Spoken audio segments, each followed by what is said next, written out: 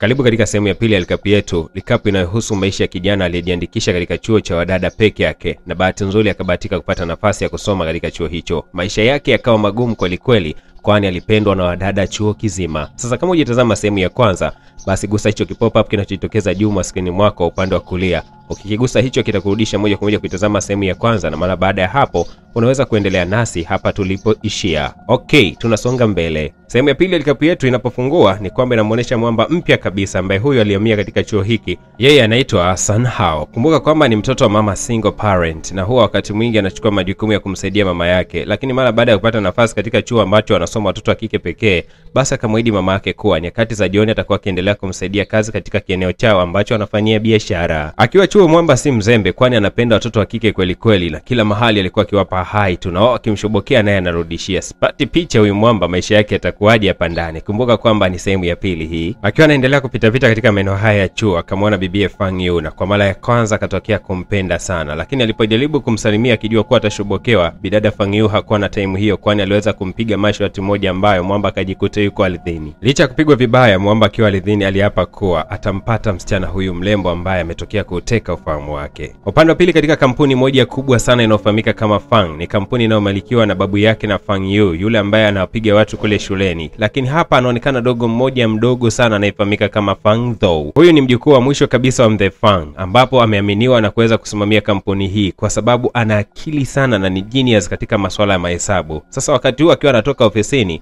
alikuwa amekasirika sana, kwani chakula alichokuwa ameagiza kwa zaidi ya dakika 20 kilikuwa bado hakijafika katika maeneo yake ya kazi. Akaendelea kuendesha vikao vyake akiwa na njaa, lakini baadaye akaonekana mwamba Mintiang akiwa anaingia katika eneo hilo kwa kuchelewa sana. Akamweleza mwamba Fang Zhou kwamba amepata ajali na ameshindwa kuleta chakula. Mwamba akakasirika sana na kusema kwamba atamripoti katika uongozi wake wa kiofisi, kwani hawezi kuwa mzembe kiasi hicho amemshindisha na njaa kwa masaa yote hayo. Lakini wakati huo anaendelea kulalamika, basi akajitokeza bidada Fang Yu ambaye akaeleza kwamba huyu ni rafiki, kwa acha kumgoromea. Mwisho wa siku jamaa akawa amesamehewa katika namna hiyo, kwani simu kama ingepigwa kwa bosi wake, basi angepoteza kibarua chake. Fang Yu ikumbuke kwamba alizaliwa kama mtoto wa kike, lakini wazazi wake walipenda sana mtoto wa kiume, wakawa wakimvisha mavazi ya kiume na kumfundisha tabia za kiume kabisa. Lakini kuna wakati alipozaliwa mdogo wake ambaye ni Fang Zhou, basi wazazi wake wakamrudisha katika asili yake ya utoto wa kike, na hapo tu akajikuta anaanza kukosana na wale marafiki zake wa kiume alikuwa amezoeana nao. Hata siku ya leo alikuja na zawadi kwa ajili ya kuomba msamaha kwa rafiki yake wa kiume ambaye alikuwa ni rafiki wa kipindi hicho. Sasa huyu rafiki akasema kuwa kwa sasa hampendi kwa sababu ni mtoto wa kike, na akamuita kuwa yeye ni mad girl ama msichana mbaya. Uncle Ji ambaye ni msimamizi katika shule hii akamtia moyo bibiye na kumwambia kwamba asife moyo, aendelee kujaribu kuomba msamaha kwa kijana yule, huenda siku moja ataeleweka.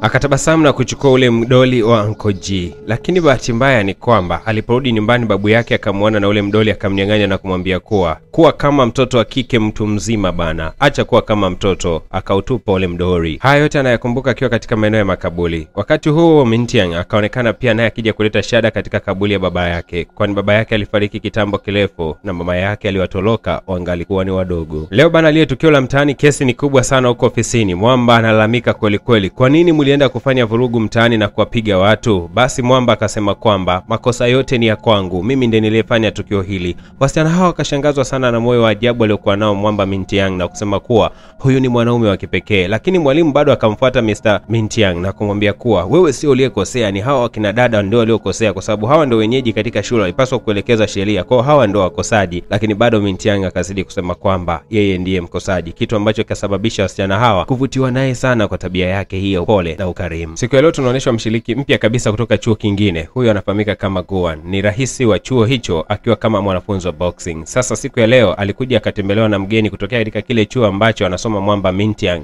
Huyu bidada ni rais katika chuo kile, lakini alikuwa anataka ni namna gani ajifunze ili aweze kumpiga bibiye Fang Yu, kwa sababu amejipatia maarufu mkubwa sana katika chuo ambacho yeye anakiongoza. Sasa kila wakati anatafuta mbinu za kuweza kumpiga, lakini imeshindikana. Ikabidi kwenda katika chuo cha jirani kwenda kupata maujuzi zaidi kutoka kwa rais wa chuo hicho cha jirani. Sasa tukirudi katika chuo cha kina Mintiang bana, shughuli leo pevu imewaka moto bwana. Mwamba akajikuta anachukuliwa vipimo. Akaanza kujiuliza, jamani kuna shida gani? Wakamwambia kuwa kuna mpambano mbele yako, kwa lazima tukupime vipimo ili kukuandalia vitu ambavyo wanastahili kuvivaa wakati wa mapambano. Akasema naenda kupigana na nani? Wakamwambia kuwa utaenda kupigana na Fang Yu, yule dada ambaye anapiga dunia nzima. Sasa ikabidi Mwamba kushangaa, mimi naenda kupigana na yule dada? Ndio bwana. Lakini jamaa akawa amekataa. Wakamwambia kuwa kama ukiweza kupigana na Fang Yu na kuweza kumshinda, basi tunakuahidi kwamba wadogo zako tutakuwa tukiwahudumia sisi kwa kutoa michango yetu hapa chuoni, lakini pia tutakuwa tukitoa huduma na kupeleka maua katika kaburi la baba yako kila inapofika kumbukizi ya kifo chake. Akashangaa namna ambavyo wanafunzi hao wamekuwa wakifuatilia maisha yake kiasi ambacho wanajua kila njia ambayo anaipita. Lakini bidada Xiao Ming akajitokeza na kumwambia kuwa mimi naweza nikakufundisha namna ya kupigana ngumi kiasi ambacho utaweza kumshinda Fang Yu, na itakuwa ni kitu kizuri zaidi kwani utapata heshima kubwa sana hapa chuoni. Akakataa kabisa kufundishwa ngumi na akaondoka katika maeneo hayo. Moja kwa moja akaenda mpaka kwa bibie Fang Yu, huku akamkuta akiwa anafikiria sana bibie. Akamwambia, "Kwa nini umenichagua mimi kupambana na wewe?" Akasema, "Hapana, huo ni utamaduni wa chuo. Kila mwanafunzi mpya anatakiwa kupambana na mwanafunzi ambaye ni mshindi katika chuo chetu,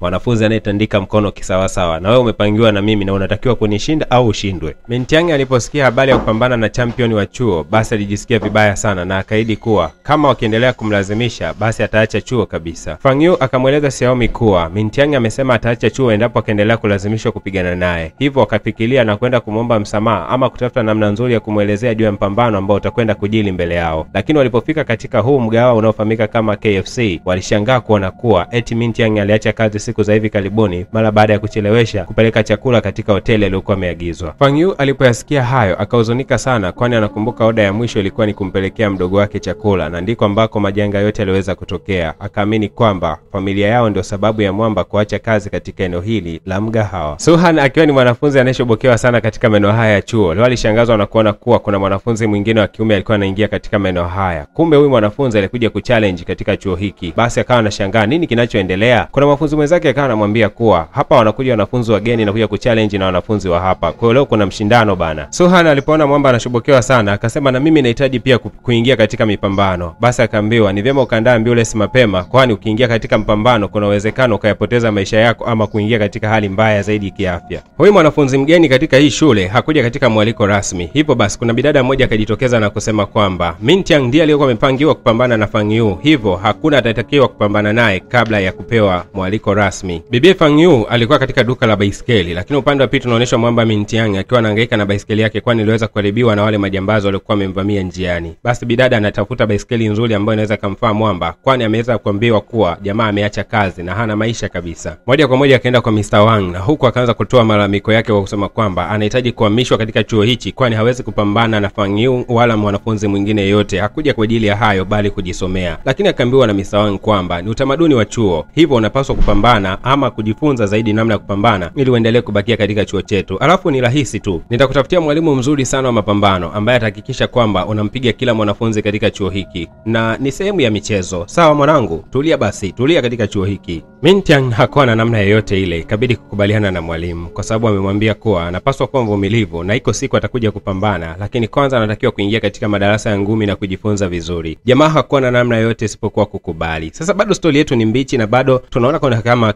viashiria vya kimapenzi kati ya Mintiang pamoja na Fang Yu. Wameanza kuonekana wakiwa katika hali fulani ya kimahaba. Lakini je, Mintiang na Fang Yu wana uhusiano gani? Kwa sababu Mintiang anaamini kwamba Fang Yu ana muonekano unaofanana kwa karibu zaidi na mama yake mzazi. Je, Mintiang na Fang Yu ni ndugu? Lakini bado tunakuwa na mtihani mkubwa sana kujua nini kiko nyuma ya pazia. Nikukumbusha tu kwamba yote hayo kuweza kuyaona, basi unaweza kufuatia kupitia episode ya 3 ambayo inajitokeza juu ya screen yako wakati huu tukiwa tunazungumza. Hiyo itakupeleka moja kwa moja kuitazama sehemu ya 3. Asante. Nikukumbushe tu kwamba kuna link katika ukurasa wa comment. Link hiyo utakapoigusa moja kwa moja itakupeleka katika group letu la WhatsApp ambako huko utakwenda kupata taarifa kamili juu ya yale yote ambayo tunayatuma katika channel yetu ya YouTube. Lakini pia kama una tangazo la kibiashara, unaweza kunitafuta kupitia nambari ya simu inaweza kuonekana chini ya screen yako. Asante.